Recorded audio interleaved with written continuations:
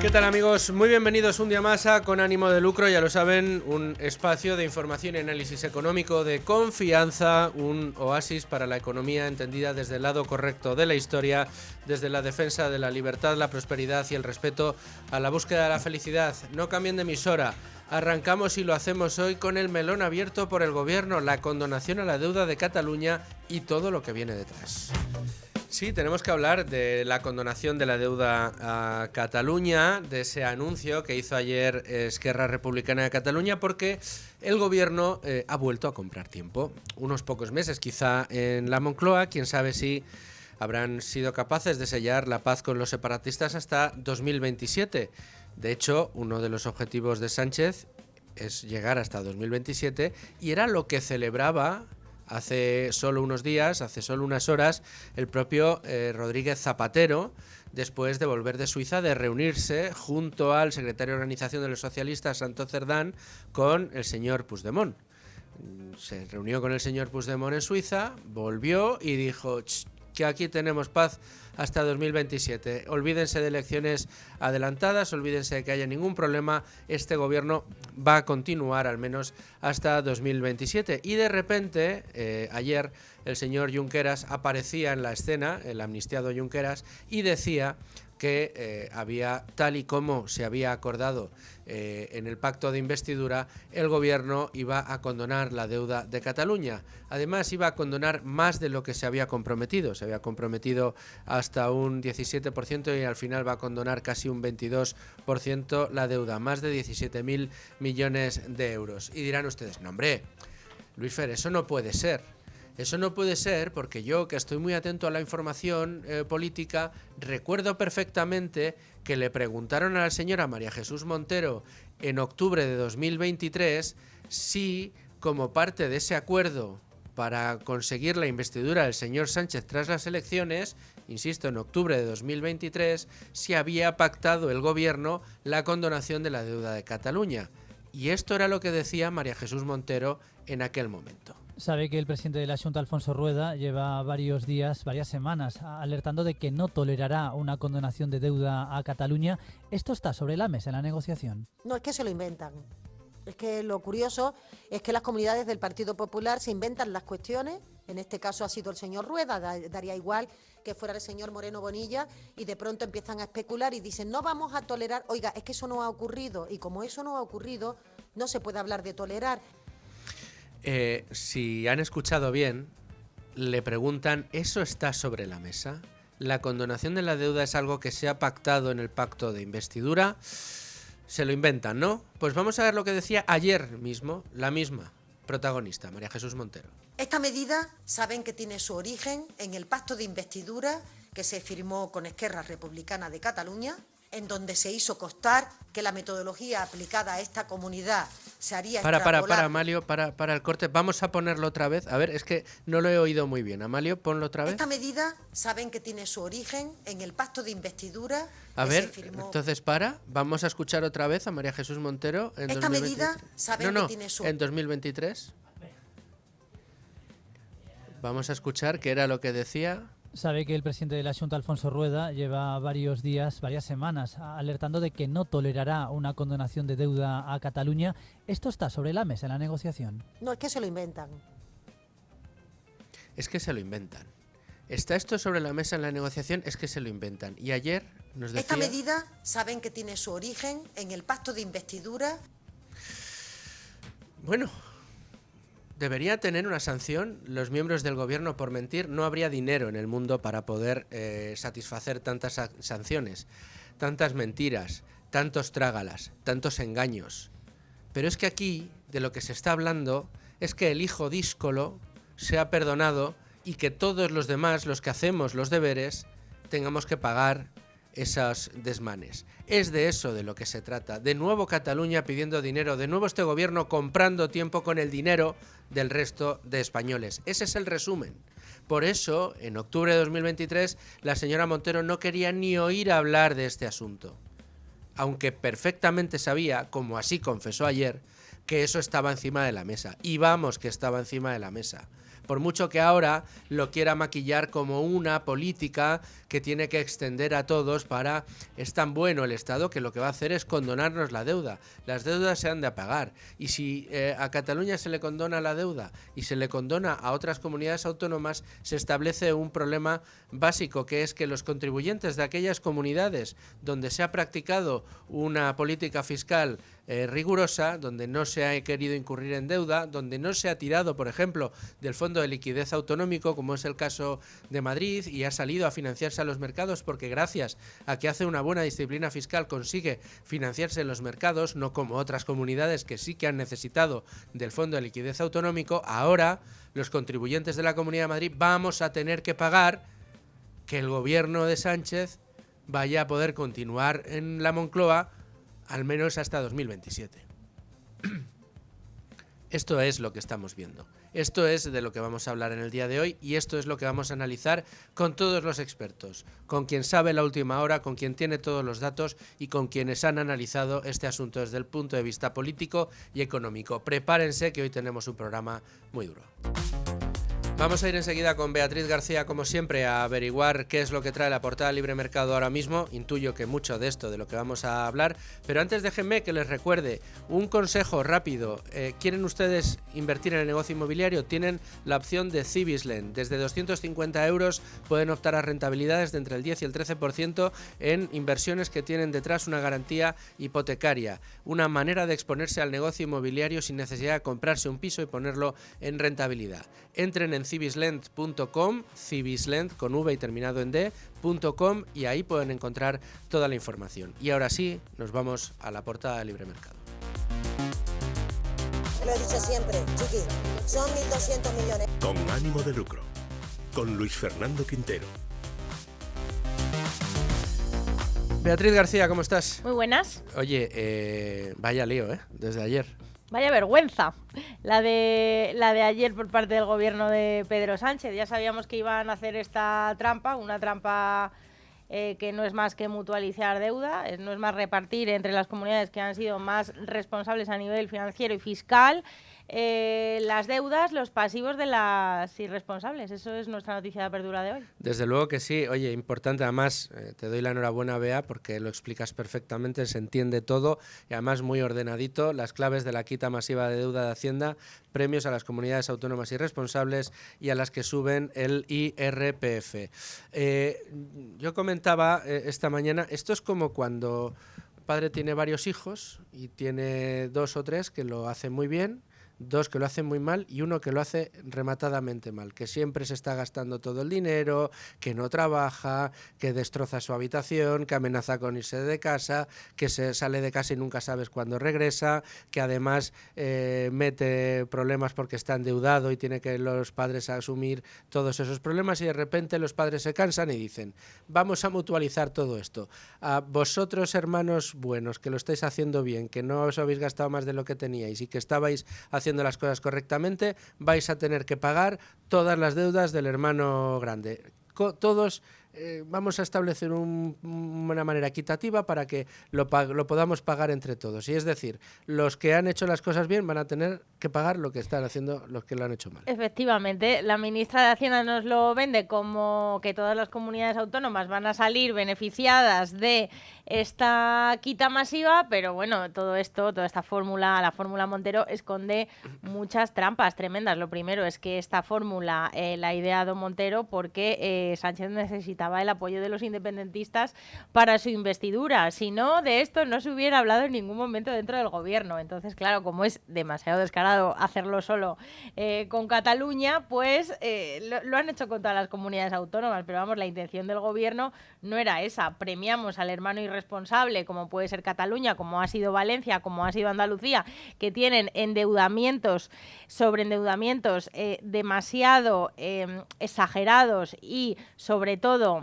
han acudido a un fondo estatal. Además es todo muy incoherente por parte de Cataluña, que ha sido la comunidad autónoma más beneficiada del FLA, esta comunidad a la que se quiere independizar, y es la que más ha acudido al Estado español para financiarse, porque en los mercados no había quien confiase en la deuda catalana o era carísimo. Luego, toda la estructura de Montero está formulada para perjudicar a Madrid por muchos aspectos. Madrid es una comunidad autónoma que si hubiese sabido que le iban a condonar el 20% de su deuda, pues hubiera endeudado más, hubiera dicho Díaz Ayuso, bueno, pero yo ¿por qué me voy a cortar en esto de acudir a los mercados y a financiarme? Pues yo voy a conseguir mucho dinero para tener muchos votos y ya está, si luego me lo va a perdonar el Estado, que el Estado nunca perdona, que es que las deudas hay que pagarlas, es solamente una repartición, una mutualización, donde también se premia a las comunidades que suben impuestos. Y dice la ministra de Hacienda, lo premio porque quien ha subido IRPF tiene más recursos. Y volvemos otra vez a la realidad de Madrid. La Comunidad de Madrid tiene más recaudación por IRPF que con el IRPF más alto, o sea, cuando ha bajado el IRPF, la Comunidad de Madrid ha aumentado la recaudación y además es la comunidad con más IRPF de España, la que más recauda por este impuesto. O sea que la excusa es completamente burda. Y claro, luego ya nos vamos a, pero bueno, señora Montero, ministra de Hacienda, ¿usted va a condonar estas deudas a cambio de una reestructuración, a cambio de la exigencia de un equilibrio presupuestario, a cambio de una revisión del gasto de estas comunidades autónomas?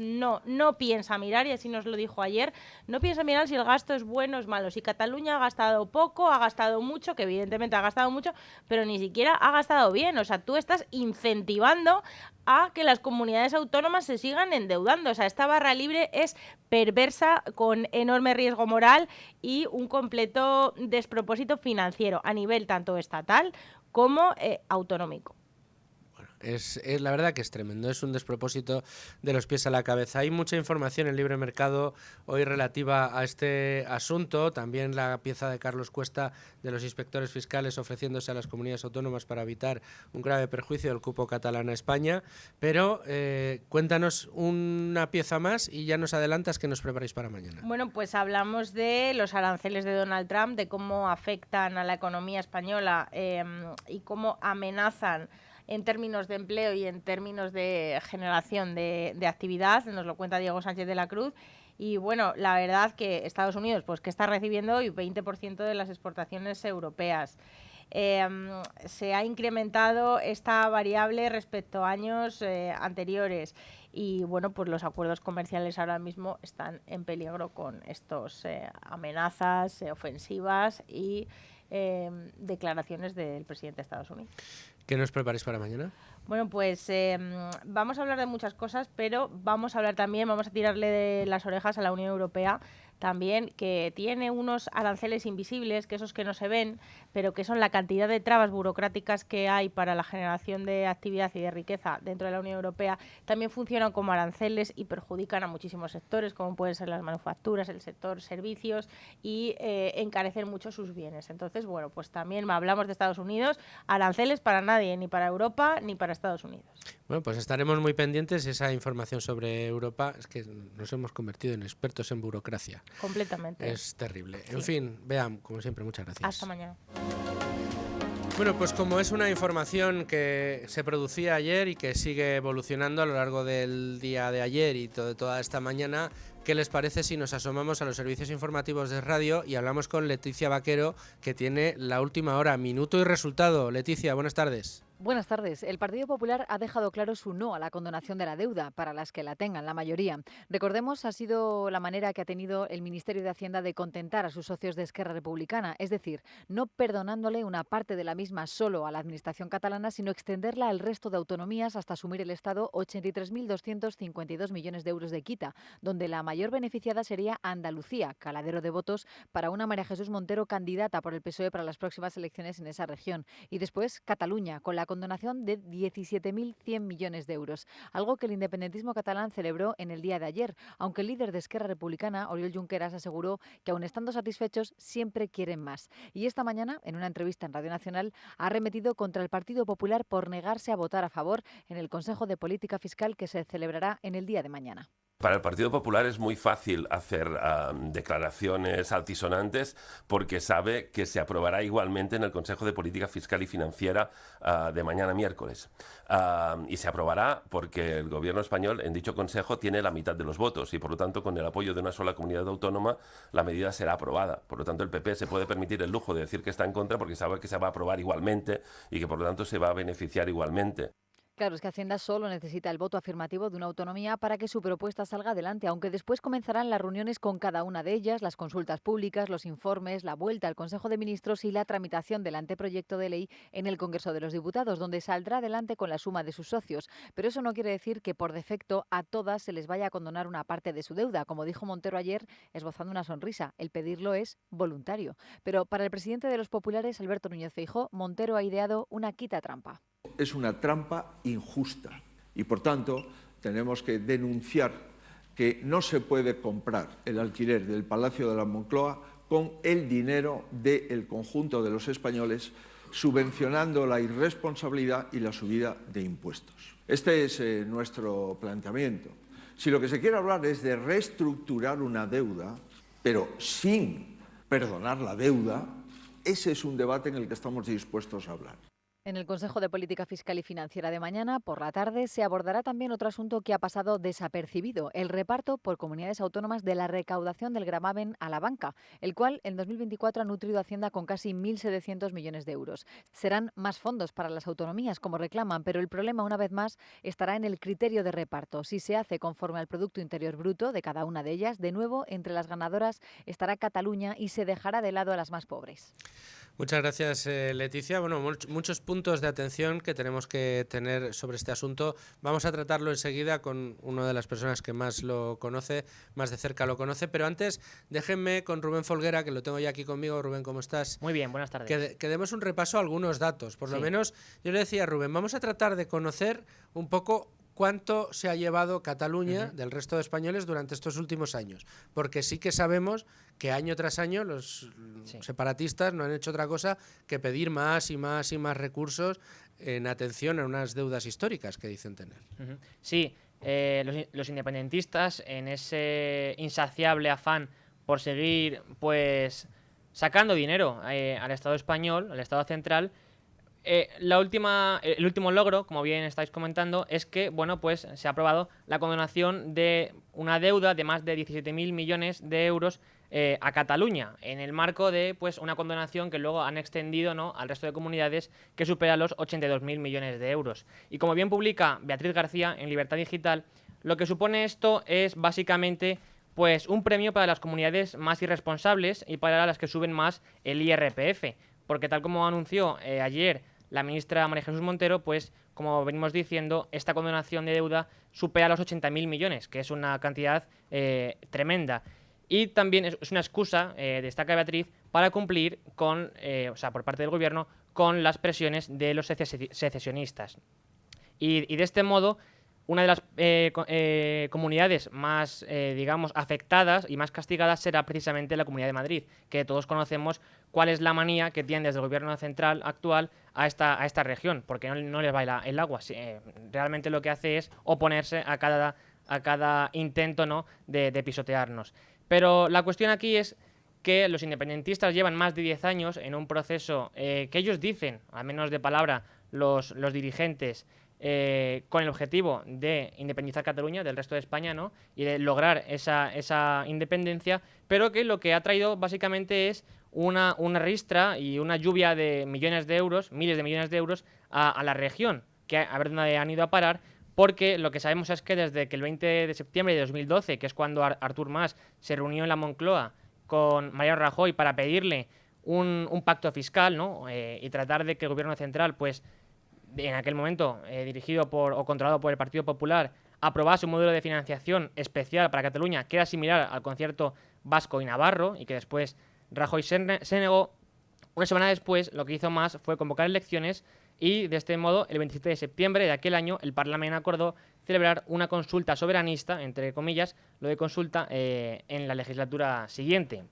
9 días antes, sabemos que se había producido la primera de las masivas diadas que se sucedieron durante los 8 años siguientes, y así lo que ocurrió es que llegamos al 9 de noviembre de 2014, que es cuando se celebra aquella pretendida consulta de autodeterminación, la primera de ellas, que Rajoy pues después dijo que no había ocurrido nada, como era de costumbre en este presidente, y que pues no se iba a celebrar, pero se celebró. En este caso votó, se calcula, un tercio del censo, es decir, que la mayoría de población a favor de la independencia de Cataluña sí que se volcó, pero el resto, que era al fin y al cabo la mayoría de la ciudadanía catalana, pues ignoró esta consulta. Bueno, en un proceso absolutamente Claro. ajeno a cualquier garantía, hubo gente que votó hasta 7 veces, o sea, fueron unos comicios que sí hubo, digamos, el órdago se echó, pero... Que es lo que se repitió luego en 2017, el 1 de octubre, otra intentona más y totalmente fraudulenta y que pues al fin y al cabo fue más que irrisoria, ¿no? Pero lo esencial aquí es tener en cuenta que si cogemos los datos que proporciona la agencia tributaria, o mejor dicho, el Ministerio de Hacienda, con respecto a la financiación de las comunidades autónomas por entregas a cuenta del sistema de financiación, tenemos que entre los ejercicios de 2014 y de 2024, la comunidad catalana habría percibido, si sumamos todo, más de 200.000 millones de euros, que supone pues cerca del 18% del total de lo que en este periodo de 10 años el Estado español ha repartido o concedido, ¿no?, al total de comunidades autónomas. Claro, aquí luego hay estudios, por ejemplo uno elaborado por la red Epicenter y la Fundación Civismo, en el cual constataban que el coste de la independencia de Cataluña superaba o se acercaba mucho a los 40.000 millones de euros. ¿Por qué? Porque si esta región, digamos, lograse la independencia, tendría que hacerse cargo de grandes gastos. Tendría que hacerse cargo del sistema, bueno, de defensa, por ejemplo, del sistema de justicia también, de asuntos exteriores, y estas organizaciones lo que de algún modo calculaban es que los costes rondarían en este caso entre los 38.000 millones de euros y los 40.000 millones de euros. Y así concluye que el impacto de la independencia se notaría especialmente en las finanzas públicas, la política monetaria y dentro del sector privado, en el comercio exterior, el turismo y la inversión extranjera. Es decir, que desde 2014 hasta aquí, prácticamente un quinto de toda la financiación de las comunidades autónomas se lo ha llevado Cataluña. Esta que dice que está infrafinanciada, esta que dice que es, bueno, que es verdad, aportadora neta, pero entregas a cuenta en la Hacienda Pública Española, en los registros de la web oficial, esos 200.000 millones de 2014 hasta aquí, con especial incidencia, ¿no? Decías antes en redacción en los últimos años que habían sido efectivamente partidas cada vez mayores, ¿no? Sí, y los últimos datos que tenemos es que Cataluña ha sido beneficiaria de cerca del 20% de todo el dinero que el Estado central pues distribuyó entre comunidades. Es decir, que cada vez la voracidad catalana ha ido increciendo, ¿no? Ha ido a más y el gobierno ha ido, efectivamente. Pues Rubén, te agradezco mucho el resumen que nos has ofrecido, los datos que ponemos encima de la mesa para analizar la situación que vivimos y qué mejor que hacerlo desde el punto de vista político, luego lo haremos desde un punto de vista más económico, pero con quien mejor se lo conoce, que nosotros es nuestro compañero Pablo Planas. Pablo, ¿cómo estás? ¿Qué tal? Muy buenos días. Oye, para empezar, decirte que me da mucho gusto poder contar contigo Con Ánimo de Lucro. Es la primera vez que estás con nosotros, espero que no sea la última. Para mí es un honor que contéis conmigo, Luis Fernando. Pablo, te quería comentar, estamos viendo cómo el gobierno parece haber querido atar la continuidad de su gobierno en virtud de este acuerdo con separatistas, incluso sabiendo que es su propio partido quien gobierna en la Generalidad, ¿no? Sí, están gestionando, están haciendo cesiones el gobierno de España al gobierno de la Generalidad, pero a través de la negociación, por un lado con el partido de Puigdemont y por otro lado con el partido de Junqueras. En este caso, el que se ha apuntado el tanto es el partido de Junqueras, ¿no?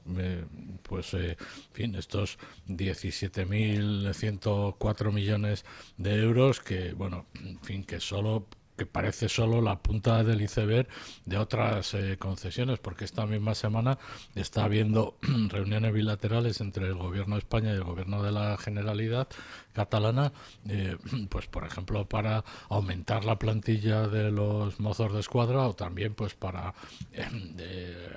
hacer traspasos como el de las becas, que a partir de ahora en Cataluña las gestionará la Consejería de Educación. Se trata de un un paquete de medidas muy amplio, en el que evidentemente lo más destacado es la condonación de esta parte de la deuda autonómica, pero que no se va a detener solo aquí, sino que va mucho más allá, y que además los independentistas confían en que ahora le va a tocar gestionarlo al gobierno de Salvadorilla, al gobierno regional de Salvadorilla, pero que, en fin, en las próximas elecciones autonómicas recuperarán el gobierno de la Generalidad y podrán tener toda esta serie de mecanismos, ¿verdad?, como el cupo catalán, por ejemplo, el concierto económico a la catalana, pues para proceder a la independencia.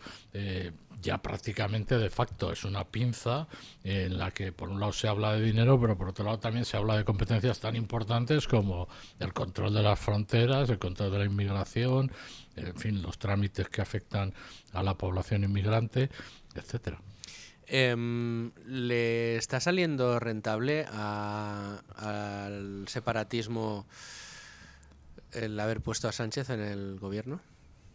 Bueno, le está saliendo tan rentable que acaban de retirar la cuestión de confianza que tenía la proposición no de ley para que Sánchez sometiera a una cuestión de confianza que se tenía que debatir hoy en el Congreso de los Diputados, y la han retirado porque todavía no se ha concretado el traspaso de las competencias de inmigración, pero según el mediador internacional, el diplomático salvadoreño Francisco Vélez Galindo, pues la cosa está prácticamente hecha, ¿no?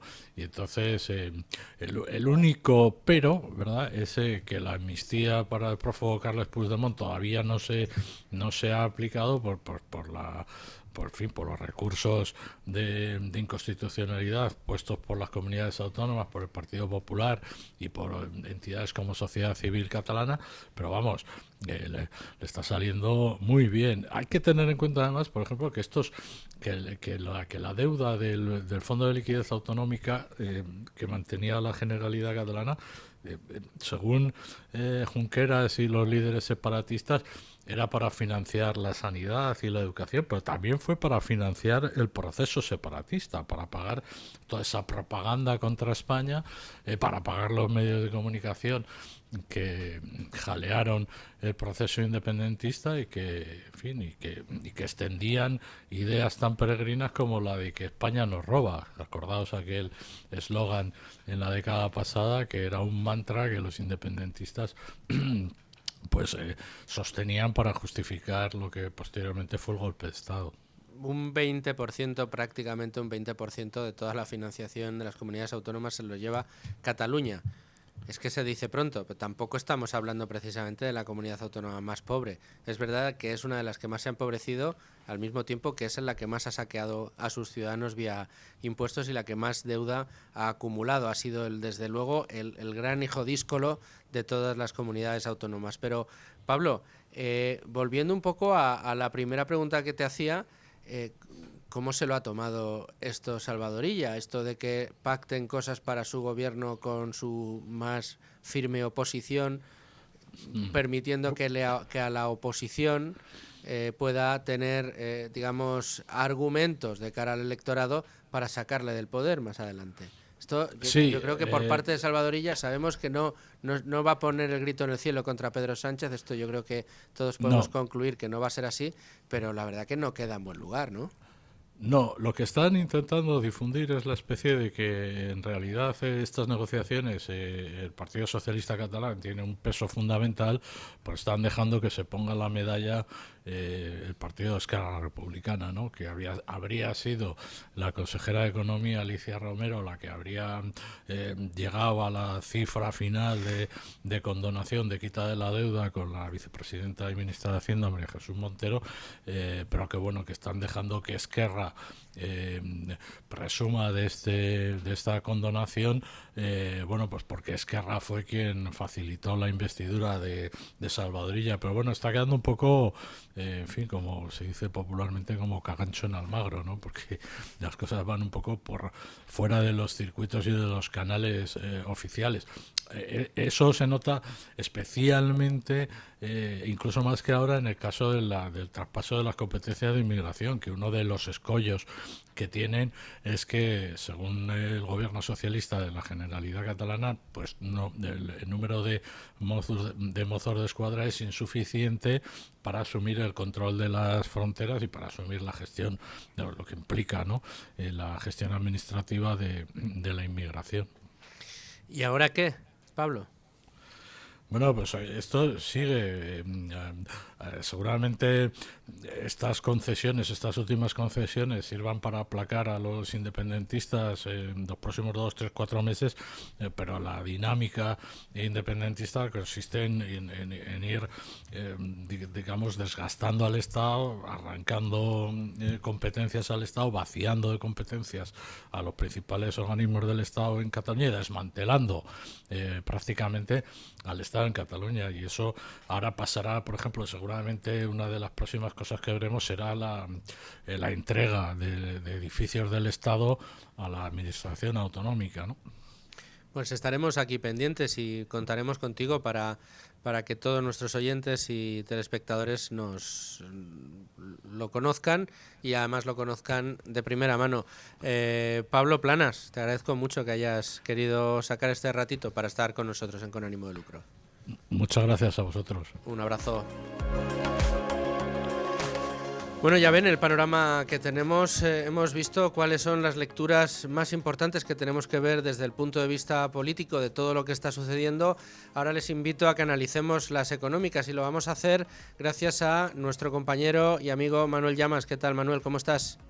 ¿Qué tal, Luis Fernando? ¿Cómo estás? Muy bien, compañero, director de La Trinchera de Llamas, también compañero en Tu Dinero Nunca Duerme y analista económico, uno de los analistas económicos de cabecera, sin duda, de Con Ánimo de Lucro.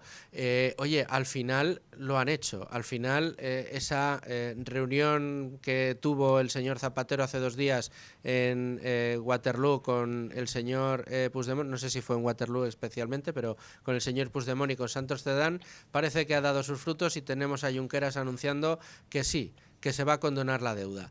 Cuando el que presta el dinero es el Estado y el que condona es el Estado, al final esto cómo repercute en el bolsillo del Paganini de turno, es decir, de todos nosotros, de los contribuyentes.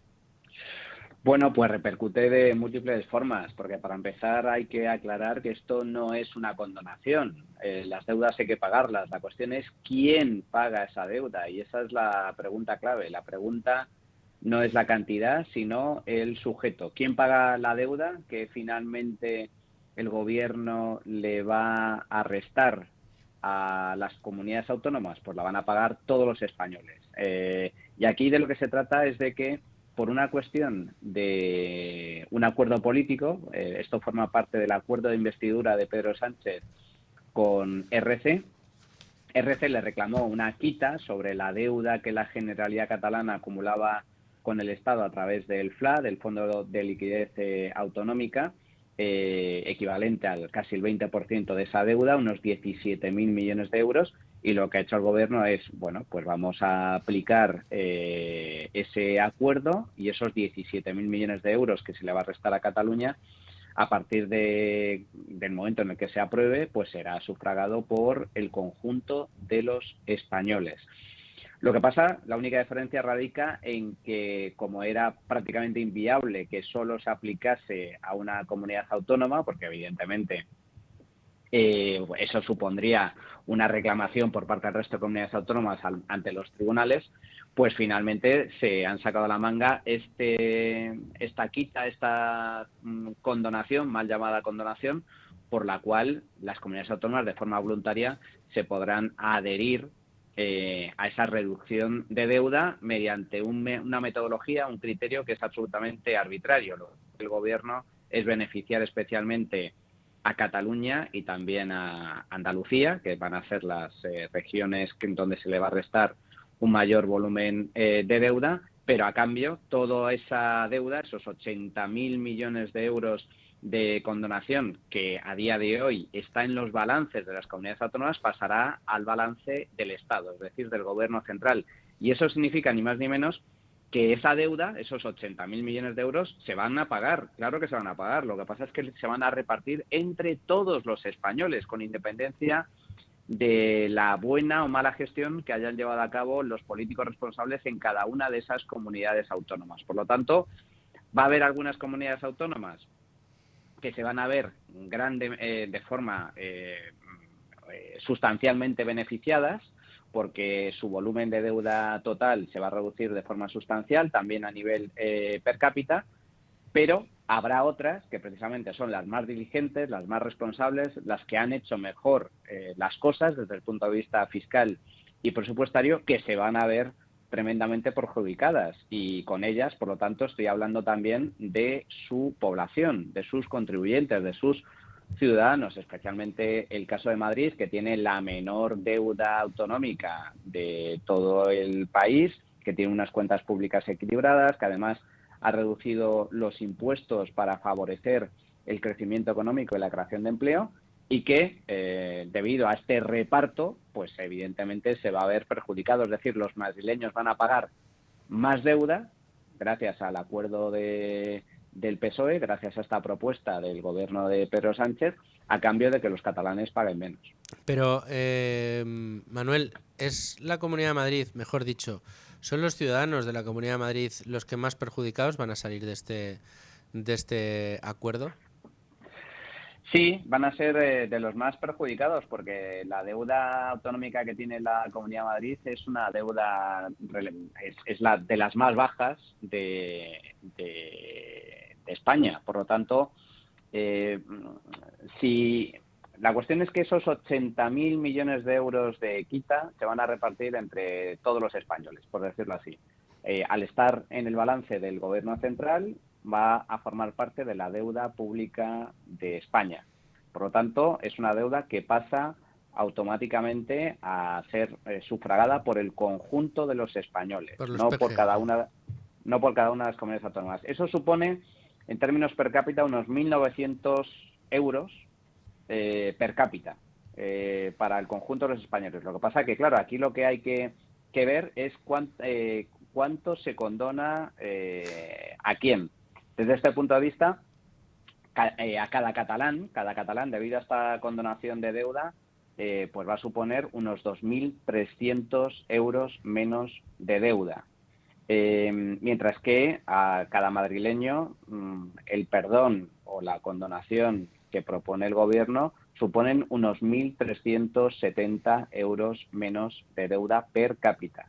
Eso en cuanto a la condonación. Pero claro, como ese dinero, esos 80.000 millones, se van a distribuir entre todas las comunidades autónomas, entre todos los españoles, a excepción de vascos y navarros, por un lado, se le restan 1.400, casi 1.400 euros a cada madrileño y casi 2.300 euros a cada catalán, pero se le suma 1.892 euros a cada uno de los españoles. Casi 1.900 euros a cada uno de los españoles. Por lo tanto, ¿eso qué significa? Pues básicamente que los madrileños salen perdiendo, van a tener que pagar del orden de 524 euros más per cápita de deuda, mientras que los catalanes van a pagar casi 400 euros menos de deuda. Por lo tanto, evidentemente, aquí se beneficia a unos por cuestiones puramente políticas y partidistas, para que Pedro Sánchez siga en el poder, como es el caso de Cataluña, aplicando este tipo de criterios, también el caso de Andalucía y alguna otra comunidad autónoma, mientras que otras regiones se van a ver perjudicadas y su deuda se va a ver incrementada. Manuel, ¿qué efecto tienen este tipo de prácticas de cara a la capacidad de endeudamiento de España en su conjunto? Y me explico. Cuando un inversor extranjero se fija en que el gobierno se dedica a condonar deuda a las comunidades autónomas más díscolas, las que más han gastado, las que peor lo han hecho, las que más han subido los impuestos a sus ciudadanos, las que tienen peor los servicios públicos, y lo hace contra los intereses generales del resto del país, ¿esto puede afectar a las condiciones de financiación que nos impongan los actores, la industria financiera? A ver, en principio la propuesta que se ha sacado a la manga el gobierno establece pues una quita gradual. Se va a ir haciendo la condonación a 10 años vista, por lo tanto no va a ser de golpe. Esos 80.000 millones de euros no van a pasar de un día para otro del balance de las comunidades autónomas al balance del Estado, del Gobierno central, sino que se va a ir haciendo de forma gradual a lo largo de los años conforme vayan venciendo la amortización de deuda de las diferentes comunidades autónomas. Pero es cierto que eso va a suponer un mayor castigo, porque al fin y al cabo los mercados lo que van a ver tras este acuerdo es que finalmente el Gobierno central en última instancia va a asumir deudas que en teoría iban a ser sufragadas por los gobiernos regionales. Por lo tanto, eso se va a traducir sí o sí en un mayor pago de intereses por parte de la deuda pública española, por parte del Estado y, por tanto, en un mayor pago de intereses para el conjunto de los españoles. Pero lo más perjudicial no es el incremento del coste financiero, porque al fin y al cabo, como el Gobierno, esto ya pasó durante la crisis financiera, el Gobierno del Partido Popular de Mariano Rajoy fue el que se inventó esto del Fondo de Liquidez Autonómico, que no es ni más ni menos que evitar que las comunidades autónomas asuman su responsabilidad y tengan que financiarse los mercados, sino que acudan a la ventanilla del Gobierno central, del Estado, para obtener dinero con condiciones mucho más ventajosas. Sino que lo terrible es la perversidad, es decir, el incentivo perverso que supone este tipo de medidas, porque al fin y al cabo, por cuestiones puramente políticas, porque además el criterio que ha aplicado el Gobierno para hacer el reparto es un criterio absolutamente arbitrario, es decir, beneficia especialmente a unas comunidades para perjudicar especialmente a otras, y no es casualidad ni que Andalucía, donde hay que recordar María Jesús Montero es candidata a la presidencia de la Junta de Andalucía, como Cataluña o Castilla-La Mancha sean algunas de las más beneficiadas en términos per cápita frente a otras comunidades del PP, especialmente la Comunidad de Madrid, que sale más perjudicada. Sino lo más perverso de este reparto, aparte de que es absolutamente injusto, porque supone repartir la carga de unos pocos entre muchos o entre todos, es que sobre todo premia a las comunidades autónomas más despilfarradoras, a las más irresponsables, como es el caso especialmente de Cataluña, porque este reparto se hace precisamente por un pacto político con RC. Y aquí se beneficia especialmente a Cataluña, que hay que recordarlo. Cataluña es la que tiene la mayor deuda pública de España en términos absolutos, es la que ha acumulado un mayor desequilibrio presupuestario en los últimos años. Además, sus dirigentes políticos intentaron llevar a cabo un golpe de Estado y precisamente por ello fueron condenados, aunque posteriormente el Gobierno ha aprobado una ley de amnistía, les ha indultado, ha eliminado el delito de sedición, es decir, ha hecho una serie de tropelías que suponen un atentado contra el Estado de Derecho, pero fundamentalmente desde el punto de vista económico y fiscal se premia a aquellas comunidades autónomas que hayan acumulado un mayor volumen de deuda y por lo tanto que hayan sido más manirrotas, más irresponsables fiscalmente, y esto el mensaje es tremendamente perverso porque efectivamente se premia a las comunidades autónomas que lo han hecho peor, a las más irresponsables, a las más manirrotas, a las que han subido además los impuestos, a las que han acumulado un mayor volumen de deuda. Por lo tanto, el incentivo a que el día de mañana o en el presente pues los gobiernos asuman este tipo de comportamientos que son irresponsables y perjudiciales para el conjunto de los contribuyentes es si cabe mayor, porque al fin y al cabo el mensaje que trasladas es, bueno, total, ¿qué más da? Yo me voy a endeudar sin ton ni son, porque al fin y al cabo el día de mañana el Estado va a prestarme dinero y cuando me lo presta además no se lo tendré que devolver, que es lo que está haciendo ahora el Gobierno con esta medida. Manuel Llamas, compañero, muchas gracias por querer aclararnos todos los detalles de esa medida que hemos conocido en el día de ayer y que amenaza, pues como bien decías, con perjudicarnos a los contribuyentes del resto de España. Estaremos muy atentos y contaremos contigo, como siempre, para analizar este tipo de informaciones. Muchísimas gracias, Manuel. Hasta luego, un abrazo. Ahora sí, 12 y 51 minutos de la mañana, 11 y 51 en Canarias. Ahora sí, nos vamos a la bolsa. Tenemos el IBEX 35 de enhorabuena. El IBEX, que arrancaba la sesión en negativo, se va a la vuelta hacia la hora de empezar a cotizar y en este momento está anotándose prácticamente un 1%, un 0,97% arriba, 13.138 puntos para un indicador donde mandan dos bancos, CaixaBank con una subida del 2,36% y BBVA con una subida del 2,22%, además de Banco Sabadell con un 2,26%. En cuanto a las bajadas, en este momento las compañías que más bajan son Amadeus, Fluidra y Ferrovial, con bajadas de entre el 0,7 y el 0,4%. Como les digo, una subida, un avance del 0,97%, 13.138 puntos para nuestro principal indicador. Ya puedo hablar hasta ahora con nuestro analista cabecera para el día de hoy en asuntos bursátiles, que no es otro que Antón Díez Tubet, el Country Manager de Trade Republic para España y Portugal. Antón, ¿cómo estás? Hola Luisfer, ¿qué tal estáis? Muy bien, muy contento de poder hablar contigo. Tenemos muchos asuntos encima de la mesa, casi empezando por el final o por el principio, como quieras. ¿Cómo estás viendo el impacto en los mercados de ese resultado electoral en Alemania? Bueno, en este resultado, aunque los demócratas cristianos han quedado en primer lugar, sí que se han quedado un poco lejos del mandato arrollador que necesitaban para poder reformar Alemania. Pero a priori en el corto plazo puede parecer algo decepcionante y puede tener ese impacto pues ligeramente negativo en el mercado de valores en el corto plazo. Sin embargo, a medio plazo lo que va a ser realmente importante es ver qué implicaciones políticas reales tienen estos resultados electorales. Es decir, la rapidez en la que se forma una coalición de gobierno, cómo gestionan esos desacuerdos que tienen los dos principales partidos de la coalición en materia de política económica, que no olvidemos que tienen pues visiones bastante dispares de cómo habría que relanzar la economía alemana, y en ese sentido es lo que el mercado va a estar mirando con detalle, no el resultado tan a corto plazo y un poquito la volatilidad que puede devenir de que pues no tienen un mandato arrollador, sino más bien la capacidad política que tienen de implementar políticas que vuelvan a acelerar la economía alemana, que ha quedado estancada.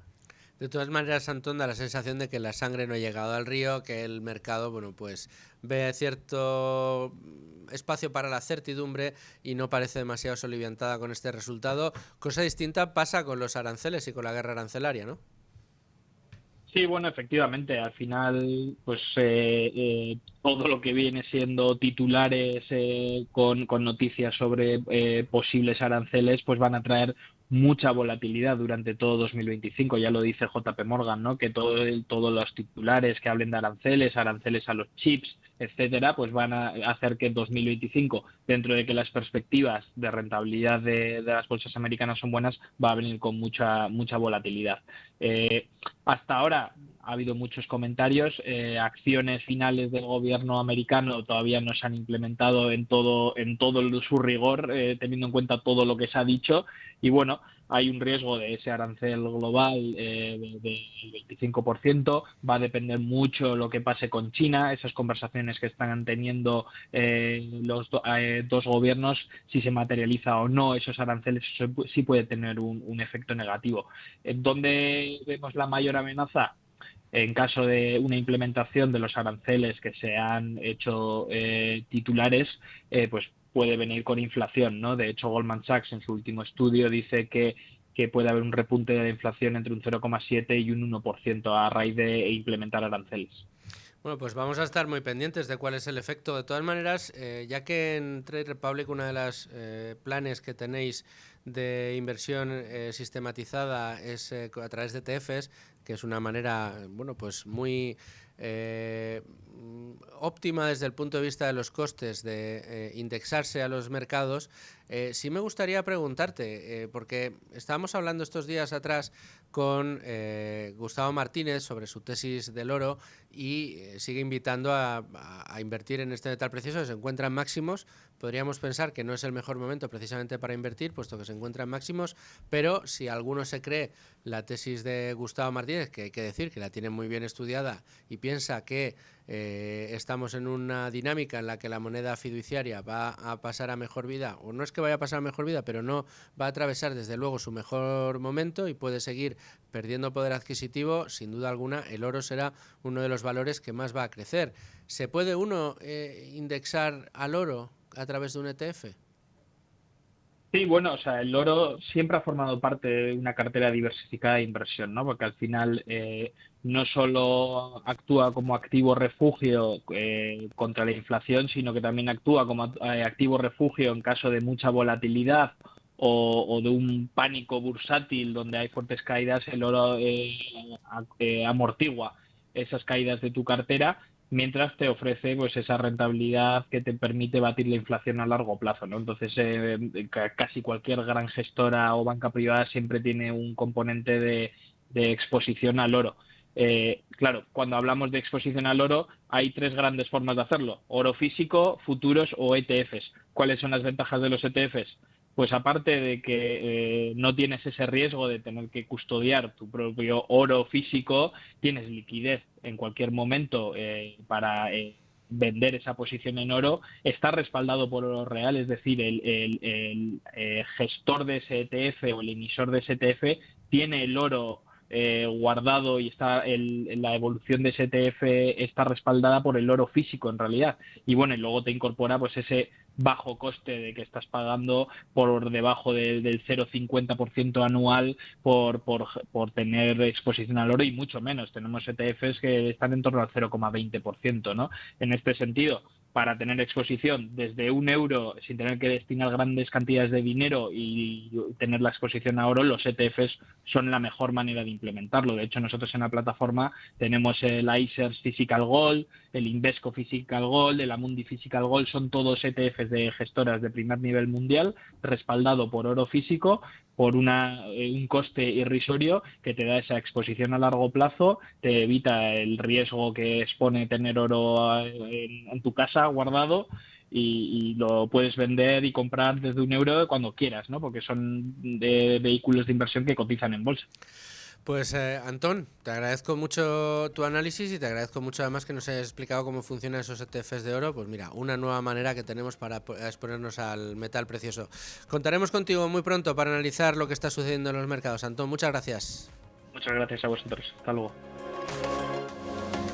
Y a ustedes, señores oyentes, solo me resta decirles que vamos a hacer un pequeño alto en el camino, vamos a irnos a los servicios informativos de radio, escuchamos el boletín informativo de la 1, la última hora, a ver qué es lo que está pasando precisamente en Cataluña y todos los actores políticos, también este gobierno que con esto espera alargar su periodo en la Moncloa, y volvemos ahora sí con Domingo Soriano, la pizarra de Domingo, el avance, y después los libros con José Ruiz de Alda.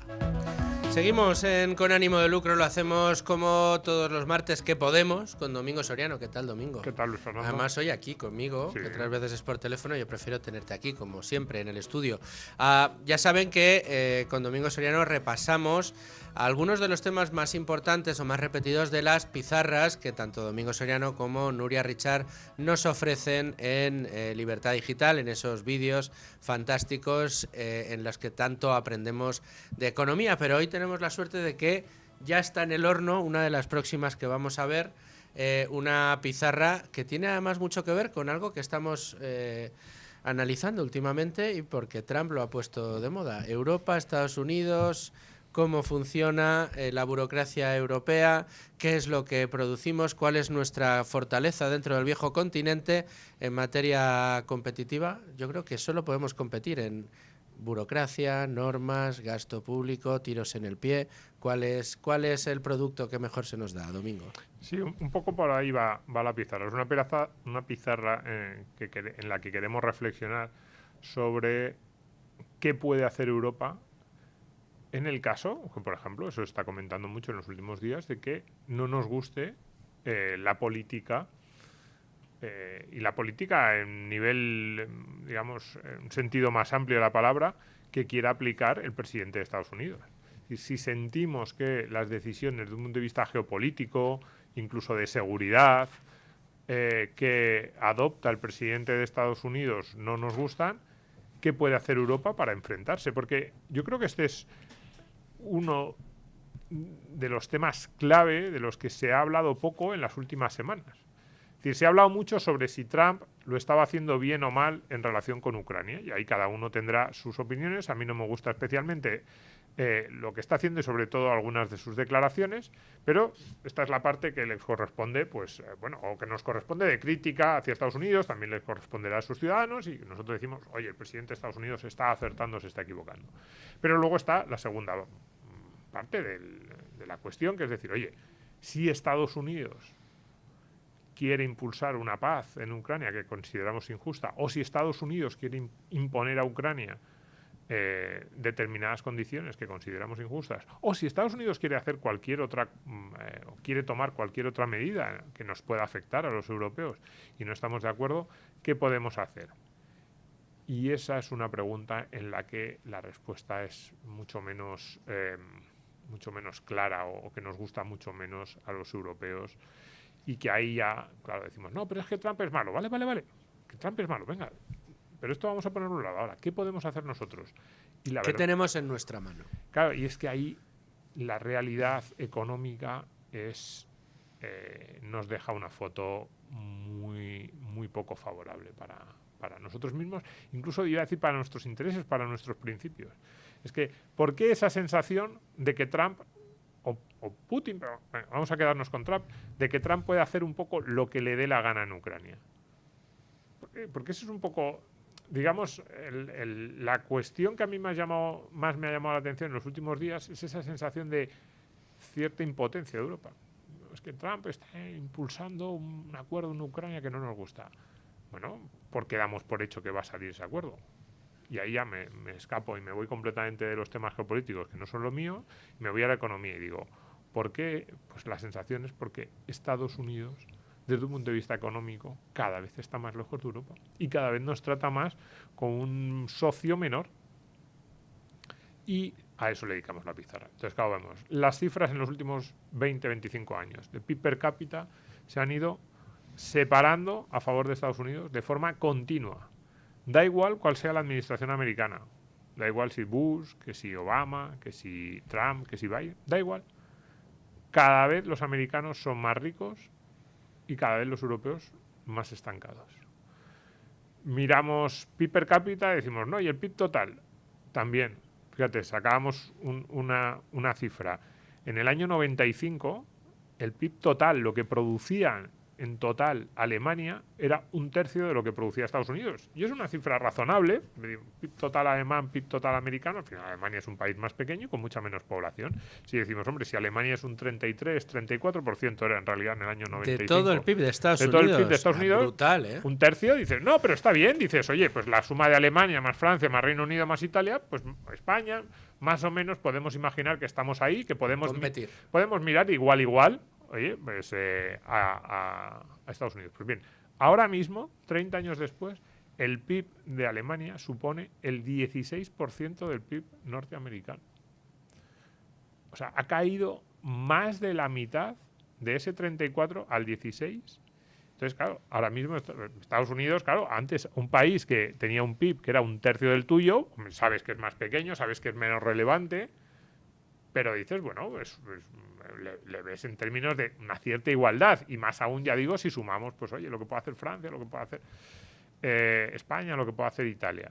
Ahora mismo, Estados Unidos nos mira y dice, cada uno de vosotros sois un pigmeo económico, un enanito. Es verdad que el PIB total de la Unión Europea más o menos sigue cerca de Estados Unidos, que esto tampoco es una gran noticia, porque en el año 2000 estábamos por encima.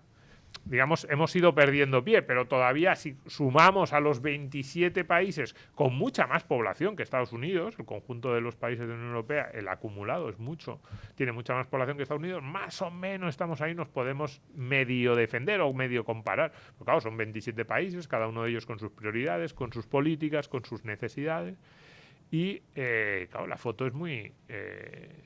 no salimos bien. Y eso luego tiene un impacto en el gasto en defensa. Pero fíjate, un par de datos que a la gente le llamarán la atención. Toda la pizarra gira en torno a un informe que a mí me gusta mucho, que sale, que publica una organización radicada en Bruselas que se llama ¿cómo sería? Es algo así en inglés como ¿cómo sería la Unión Europea y cada uno de los países si fueran un estado de Estados Unidos? Comparan renta per cápita de cada país de Estados Unidos con los... Perdón, de cada país de la Unión Europea con los 50 estados.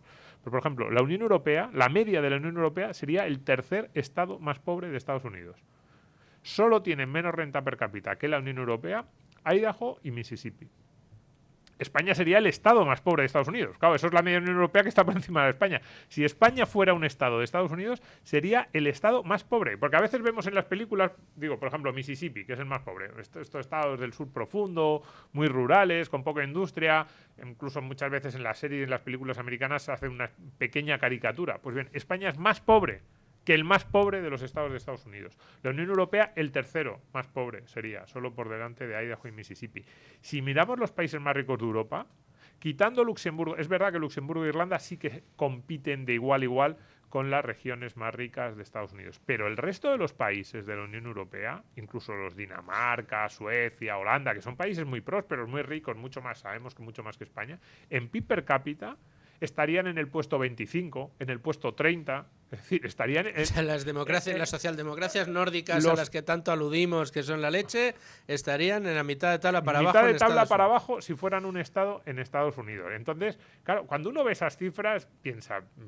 ¿A dónde vamos? ¿A dónde vamos? No, y sobre todo, cuando luego ves a los presidentes de la Unión Europea decir, es que no nos gusta la dirección que está tomando el nuevo gobierno americano, dices, ¿y qué puedes hacer? Nada. Y entonces, la crítica al gobierno americano, pues muy bien, muy legítima, pero luego mirémonos nosotros al espejo y digamos, ¿por qué no somos capaces de oponernos? ¿Por qué no somos capaces de plantear una alternativa real? Pues por estos datos económicos en los que no tiene nada que ver Trump, no tienen nada que ver los aranceles. Eso es cosa nuestra. Llevamos haciendo las cosas mal los últimos 30 años como mínimo. ¿Es posible que tenga mucho que ver con que en Europa parece que nos hemos obsesionado por lograr objetivos que nada tienen que ver con el crecimiento económico, con la mejoría de la renta per cápita, con la innovación, con la vanguardia? No, vemos la economía circular, reducir las emisiones de gases de efecto invernadero. Estos han sido los grandes objetivos que hemos tenido en Europa durante los últimos años, a buen seguro, y no nos hemos preocupado por el crecimiento. Eso es una de las sensaciones que yo no sé si la compartes o no, pero en cualquiera de los casos, ¿crees que estamos acercándonos? Pues da la sensación de que nos estamos acercando al fin de ciclo. No creo que pueda ser sostenible durante más tiempo el hecho de que Europa continúe mirándose el ombligo y dándose tiros en el pie, ¿no? Bueno, a ver, sobre los objetivos yo creo que Europa los está cumpliendo todos. O un porcentaje relativamente elevado. Hemos dicho, queremos ser el continente más verde. Bien, pues eso es verdad. En términos de consumo... Somos los que más cobramos por las emisiones de CO2. Sí, pero si vemos el resto de los continentes... No, y en términos de consumo energético per cápita, pues sí, estamos mejor. Por unidad de PIB, estamos mejor que Estados Unidos.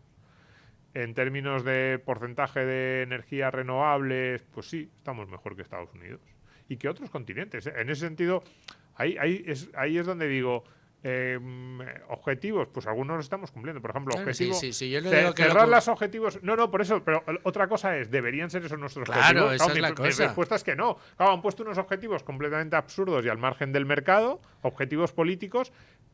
Y en eso estamos siendo exitosos en conseguir hacerlo mal, en el sentido de que yo creo que son objetivos que no son deseables. Esto es como cuando ahora muchas veces dicen, no, es que los niños no aprenden nada en el colegio. ¿Cuál es y tú dices, enséñame el currículum, y entonces coges el currículum de la asignatura y empieza, queremos que los niños tengan más percepción de sus sentimientos y de cómo se correlacionan en el entorno. Dice, bueno, a lo mejor eso lo están consiguiendo, pero ¿están aprendiendo matemáticas, inglés, historia? No, Bueno, pero a lo mejor el objetivo curricular es que es completamente absurdo y que no sirve para nada. Puedes decir que más o menos te estás acercando. Pues con la economía europea pasa lo mismo. ¿Estamos consiguiendo los objetivos que nuestros políticos dicen que son importantes? Sí, en mi opinión esos objetivos son importantes o deberían ser el punto. Deberíamos tener ahí el punto de mira. No, es que estamos persiguiendo cuestiones que no solo no son relevantes, sino que empeoran nuestro bienestar. Pues, ¿qué le vamos a hacer? Bueno, pues ahí queda esa pizarra. ¿Podemos adelantar un poco cuándo la vamos a disfrutar? Sí, yo creo que en la semana que viene o quizás comienzos de la siguiente la veremos. Bueno, pues estaremos muy pendientes y aquí la recomendaremos en Con Ánimo de Lucro. Domingo Soriano, como siempre, muchas gracias por querer adelantarnos estas reflexiones sobre la pizarra. Interesantísima, no nos la perderemos. Y bueno, pues te espero aquí muy prontito, de vuelta en Con Ánimo de Lucro. Muchas gracias a vosotros. Y como todos los martes, hasta ahora también con el profesor José Ruiz de Alda. ¿Qué tal? ¿Cómo estás? Pues aquí disfrutando otra vez de un buen rato contigo, Luis. Profesor de la Universidad Francisco Marroquín, dime la verdad, de todos los libros que nos has traído aquí a la biblioteca de Con Ánimo de Lucro y que seguirás trayendo, no te creas que te has librado ya, ¿recomiendas muchos de ellos a tus alumnos? Sí, es verdad que a mis alumnos, como suele ser más materia de inversión, recomiendo más específicamente los que se dedican a la inversión, pero sí, y no solo a mis alumnos, a mis amigos, a mi familia. Cuando hay un buen libro, pues la verdad que es un buen consejo de un buen libro para leer. Yo tengo varios amigos que nos gusta leer el mismo tipo de libros y cuando uno lee uno muy bueno, pues siempre tiene ganas de contárselo a los demás porque sabe que lo van a disfrutar también, ¿no? Y sí, eso sí. No, bueno, además son libros de los que se aprenden mucho. A mí me dice mucha gente, ¿no? Porque tú, claro, como haces economía, inversión, seguro que lees muchos libros de esos de economía y de inversión. Digo, sí. Digo, me gustan mucho. Digo, empecé a leerlos casi por honestidad intelectual y dije, bueno, tendré que leerme estas cosas para aprender, pero luego me he descubierto que no solo son muy buenos para aprender de economía, sino que son muy buenos para aprender de vida, y la mayoría están súper bien escritos, por otro lado, que no son nada farragosos y son muy fáciles de entender. Pero hoy no vamos a hablar de un libro estrictamente de economía, sino de un libro que escribió alguien que tenía una cosa muy importante que contar, que era cómo había creado el imperio de Nike. Totalmente. El libro se llama Nunca te pares, de Phil Knight, que es el fundador de Nike. Es una autobiografía sobre su experiencia para crear la compañía. Y bueno, cuando hablamos de economía, hablamos de inversión, pues hay otro punto importante que es cuando hablar de emprendimiento, ¿no? De creación de compañías, de que la gente entienda, ¿no? Yo creo que eso en España es muy importante.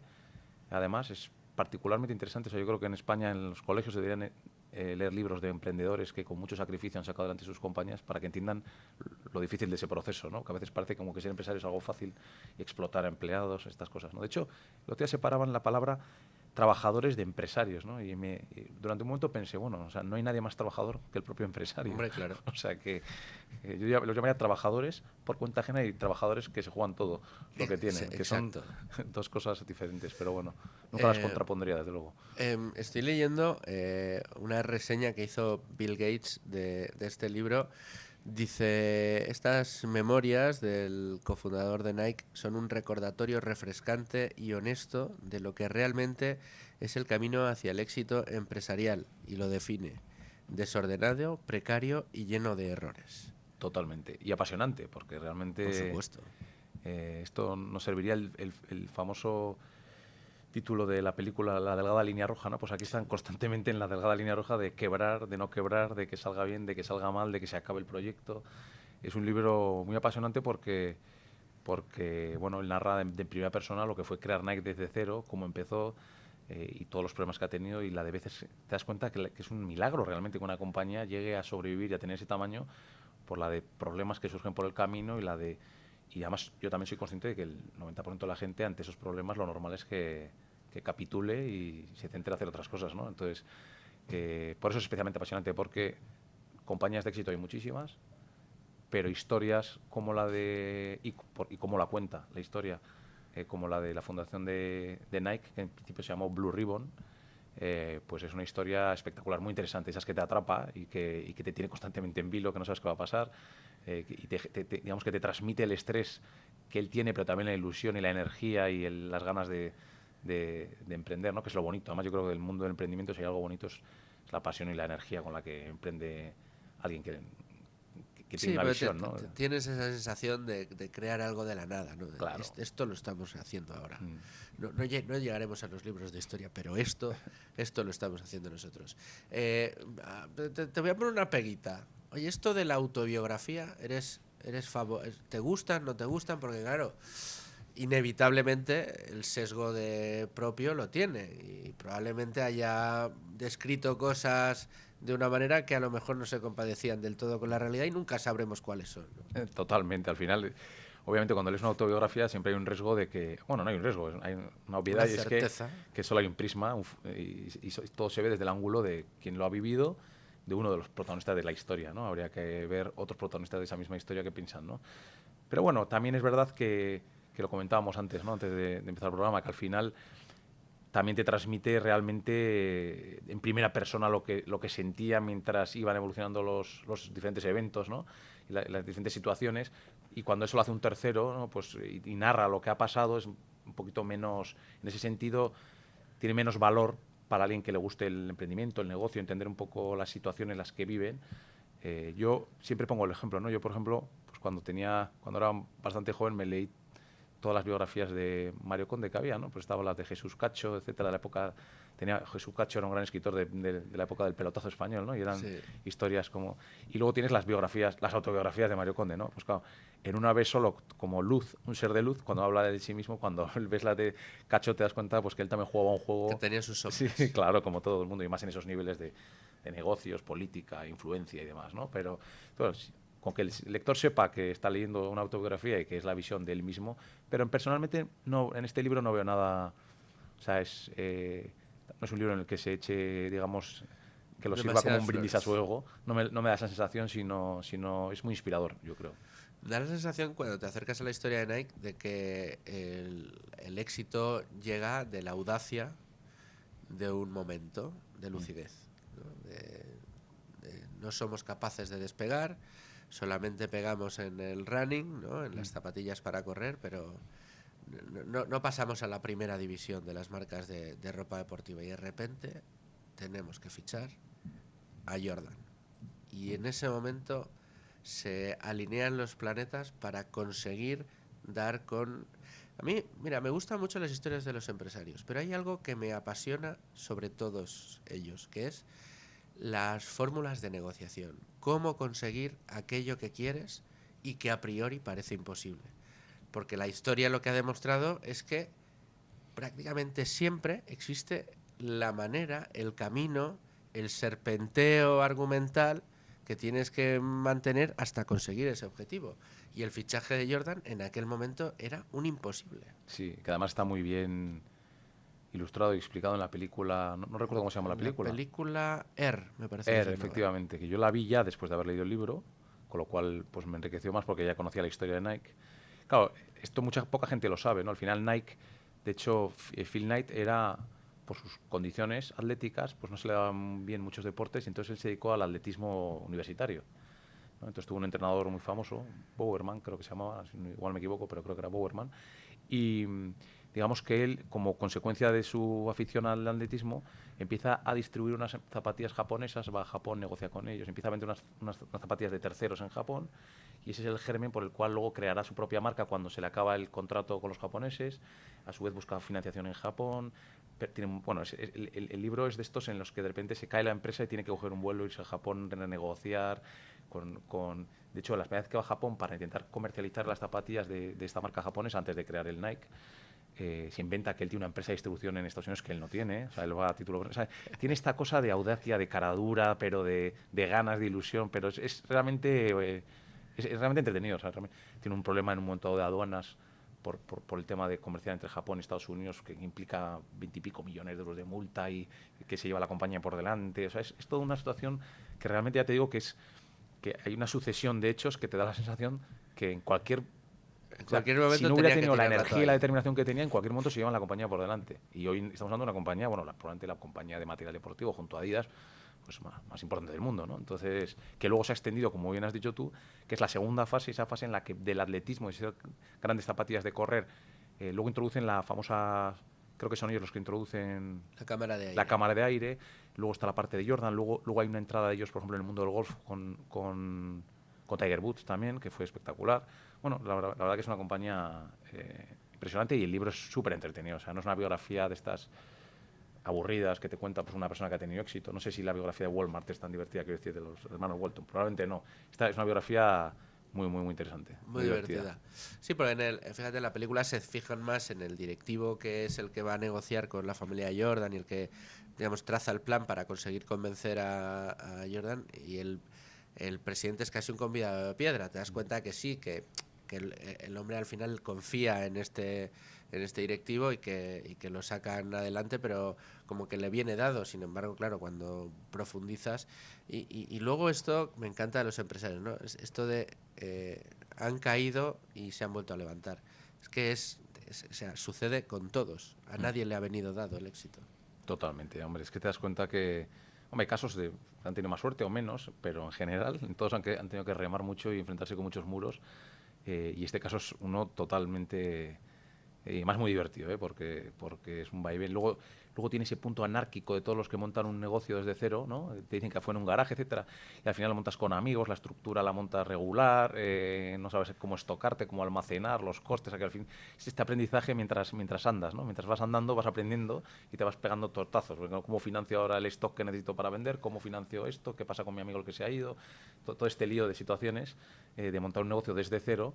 Pero realmente, y además si alguien de los que nos escucha pues tiene esa vena de en algún momento de su vida querer tener una aventura de emprendimiento, que no es fácil, tal y como están las cosas, porque no nos lo ponen fácil, pero lo quiere hacer, pues además es inspirador y desde luego motiva. Bueno, pues nos quedamos con este título que sumamos a nuestra estantería en Con ánimo de lucro de libros inspiradores, libros despertadores. Este es inspirador. Totalmente. El de la semana pasada de los ricos era despertador. Hay que despertar y empezar a hacer las cosas. Este es inspirador. José Ruiz de Alda, profesor, muchas gracias. Un gustazo, como siempre. Y a ustedes, señores oyentes, gracias como siempre por estar ahí un día más. Les espero mañana aquí, sin falta, en Con ánimo de lucro. Sean muy felices. Adiós, adiós, adiós.